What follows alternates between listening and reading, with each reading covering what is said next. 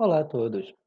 Vamos começar com as aulas de análise de séries temporais e hoje nós vamos começar com o tema número um da disciplina de séries temporais, mas antes de pensar nisso, vamos pensar no nome da série, né? Talvez alguns de vocês não saibam, mas a palavra análise significa quebrar em pedaços e olhar cada um dos pedaços. Então, quando eu vou analisar alguma coisa, significa que eu vou pegar cada uma das partes que compõem aquilo e eu vou olhar individualmente essas partes, para depois ver como elas se relacionam. É basicamente isso que significa analisar. Então, se uma TV deu defeito, eu vou fazer uma análise dela, significa que eu vou abrir a TV, vou ver os componentes, cada um, testar cada um separadamente, ver se cada um está funcionando ou não, ver como está a relação entre eles, para tentar encontrar uma solução. É isso que significa análise. A análise está em oposição com síntese, né? Síntese é de juntar, de você chegar numa conclusão com base em vários elementos. Então, a análise é o contrário, né? Você pega um problema, separa, identifica quais são as características desse problema, dado que você não consegue resolver o problema por inteiro, você divide ele em partes, e então você vai resolvendo cada uma das partes, ou entendendo cada uma das partes, para depois chegar numa conclusão. É isso que a palavra análise significa. Separar para entender, para depois resolver o problema. E aqui o que nós queremos fazer é analisar séries temporais, que são dados em série no tempo. Mas a gente vai ver com calma cada uma dessas características. Para a gente começar a entender do que se trata essa análise, a gente precisa entender primeiro qual é os seus principais objetivos, suas principais características, e é justamente disso que se trata o primeiro capítulo. O primeiro capítulo, que é a introdução, ela vai falar dos principais elementos que compõem a análise de séries temporais. E aqui, para começar, nós vamos começar com o item 1.1, que são os conceitos básicos e os objetivos da análise de séries temporais. Vamos começar com os conceitos básicos, né? Primeira coisa é falar sobre previsões. O que são previsões no final das contas? Previsão é uma coisa que todo mundo quer. É como diz aí, né? A capacidade de fazer previsões para o comportamento de determinadas variáveis é uma habilidade extremamente desejada em diversas áreas. Isso é verdade. Na verdade, se você é uma pessoa que é capaz de prever o que vai acontecer, isso tem inúmeras aplicações. Então, sei lá, se eu trabalho numa usina hidrelétrica e eu tenho uma clareza sobre qual vai ser a demanda dos usuários no ano que vem, aí eu posso fazer um planejamento para saber se eu preciso construir uma nova usina ou não, certo? Se eu sei basicamente que se as pessoas vão se interessar pelas minhas ações, pelas ações da minha empresa, então eu posso fazer uma análise dos preços, dos custos, para saber se eu vou vender mais caro, né? Então, na verdade, quando você já sabe uma demanda, quando você já sabe o que vai acontecer, então você pode fazer um planejamento para aproveitar dessa informação. Então isso é muito desejado, isso é realmente muito importante em qualquer lugar que você trabalhe. Para fazer, então, uma boa previsão, e aí seria importante vocês terem isso anotado, para vocês saberem exatamente quais são os elementos, principalmente quem se interessar em fazer um TCC nessa área ou talvez trabalhar nessa área, é que você basicamente precisa de 3 elementos para fazer uma boa previsão. Inclusive, algumas pessoas até preferem a palavra predição, que significa basicamente a mesma coisa. Predição é predizer, né? Dizer uma coisa que vai acontecer depois. O primeiro elemento é compreender os fatores que contribuem para o fenômeno. Então, para eu poder fazer uma previsão, não tem bola de cristal, ela não vai cair do céu para eu enxergar. A gente está falando aqui, a gente está falando aqui de uma previsão que seja feita com base na compreensão de um fenômeno. Então eu compreendo tanto o que uma coisa que eu consigo enxergar o que vai acontecer depois. Por exemplo, eu adoro xadrez. E quem sabe jogar xadrez sabe que se você entender bem o xadrez, sob certas circunstâncias, você é capaz de olhar para o jogo e dizer, esse jogo vai acabar em 5 jogadas. Não é que ele tenha uma bola de cristal, é que ele compreende muito bem o jogo e já previu, baseado numa análise que ele fez ali de cada jogada, ele já sabe qual é a próxima jogada, qual é a próxima jogada, qual é a próxima jogada, tá ali, tá escrito, ele sabe que vai acontecer aquilo. Não é porque ele tem uma bola de cristal, e sim porque ele entende o jogo. Então, na verdade, se quanto mais eu compreendo aquilo que eu estou estudando, tentando modelar, mais eu consigo prever, mais eu consigo olhar para frente. O segundo elemento que me permite fazer uma boa previsão é justamente a quantidade de dados. Não se trata tanto do intervalo de tempo que eu tenho, e sim a quantidade de dados, a quantidade de amostras. Então, o que nós queremos aqui é saber se você tem poucas amostras ou muitas amostras, não importa se elas cobrem um grande intervalo de tempo. Então, você tem 5 amostras? 5 amostras, em geral, não é muita coisa. Não dá para fazer muita coisa com 5 amostras. Eu tenho 10.000 amostras? Eu já tenho muita amostra, dá para fazer muita coisa com isso. Eu tenho 100. Bom, depende da técnica que você vai usar. Então, dependendo da quantidade de amostras e da qualidade dessas amostras, você pode fazer uma boa ou uma má previsão, você pode usar todas as técnicas, só algumas. Tem técnicas que funcionam com poucas amostras e tem técnicas que só funcionam com mais amostras. Tem técnicas que funcionam em casos distintos, então depende muito da quantidade de amostras que você tem. De um modo geral, quanto mais, melhor. E por fim, e esse é um ponto bem interessante, se as previsões podem afetar aquilo que nós tentamos prever.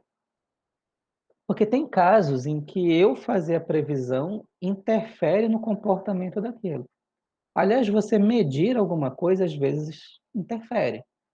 Então, por exemplo, tem um caso bem legal, eu até mencionei, que é a previsão da demanda de energia elétrica. A ONS está querendo saber qual é a demanda do Brasil em termos de energia elétrica. Aí eu pego os dados dos anos anteriores, analiso, faço um modelo e consigo fazer uma previsão para os próximos 12 meses. Excelente. E é excelente mesmo, porque a capacidade de fazer previsões para a energia elétrica se encaixa nos 3 elementos aqui. Porque eu consigo compreender bem o fenômeno, ou seja, eu posso estudar, toda a documentação necessária para entender a demanda de energia elétrica é disponível, você tem profissionais capazes que entendem como isso funciona, então ok, é possível entender o comportamento do consumo de energia elétrica. Segundo, eu tenho dados disponíveis. No geral, os dados do consumo de energia elétrica no Brasil são bastante disponíveis. Existem vários lugares onde você pode colher esses dados e normalmente se você está com essa tarefa de fazer a previsão, os dados estão disponíveis para você. Isso é relativamente fácil de encontrar. E a terceira, será que eu fazer uma previsão afeta o comportamento dessa demanda? Não. Eu faço, em geral, não. Eu faço uma previsão aí vai continuar crescendo a demanda de energia elétrica. Quem é a demanda de energia elétrica? São as pessoas comuns. São as pessoas, vocês que estão em casa, que estão de frente para o computador, para o celular, estão consumindo energia elétrica. E vocês simplesmente não se importam que a ONS faça uma previsão de energia elétrica. Eles não vão mudar o consumo de vocês porque alguém fez uma previsão, certo? Vocês vão mudar o consumo se, com base nessa previsão, o governo resolveu aumentar a tarifa para tentar equilibrar a demanda. Aí, ok. Aí isso vai afetar, mas de um modo geral, não. Então, fazer previsões de energia elétrica, ok, é legal, você consegue fazer e realmente vai acontecer. Agora, tem outros casos em que isso não acontece. Por exemplo, eu quero fazer a previsão da cotação do dólar para as próximas semanas. Se eu faço, toda vez que uma previsão da cotação do dólar sai, isso afeta o mercado. Porque se existe uma previsão da cotação do dólar que o preço vai cair, eu já vou ter gente querendo vender antes da cotação cair, e algumas pessoas se preocupando em comprar. E o fato das pessoas já mudarem o comportamento delas com base na previsão, já muda a previsão, porque a cotação, ao invés de cair, vai acabar aumentando, porque você vai ter mais gente interessada, certo? Então, a mesma coisa acontece com as ações de uma empresa. Eu acabei de prever que vai ter uma alta no preço das ações da minha empresa. Aí, lancei essa previsão no mercado, que para os próximos 2 meses vai aumentar a cotação da minha empresa. O que é que vai acontecer? As pessoas que compraram as ações da minha empresa, sabendo dessa previsão, o que é que elas vão fazer? Vão vender. Elas vão vender porque a cotação vai aumentar, então elas querem ganhar mais dinheiro, né? Então, elas começam a vender, e quando começa a encher o mercado com essas ações, o que que acontece? O preço baixa. Então, ao invés da previsão se realizar, ela vai acabar não se realizando, porque o fato das pessoas saberem a previsão já interfere no comportamento das pessoas. Então, tem algumas previsões que são delicadas, você pode fazer, mas não pode revelar, porque se você revela, você acaba interferindo no comportamento daquele ambiente. Então isso é bem interessante e é bem legal de ter em conta na hora de fazer uma previsão. E como é que isso se aplica, né? No geral, para fazer previsões, normalmente se assume que o modo como o fenômeno está variando permanecerá o mesmo no futuro.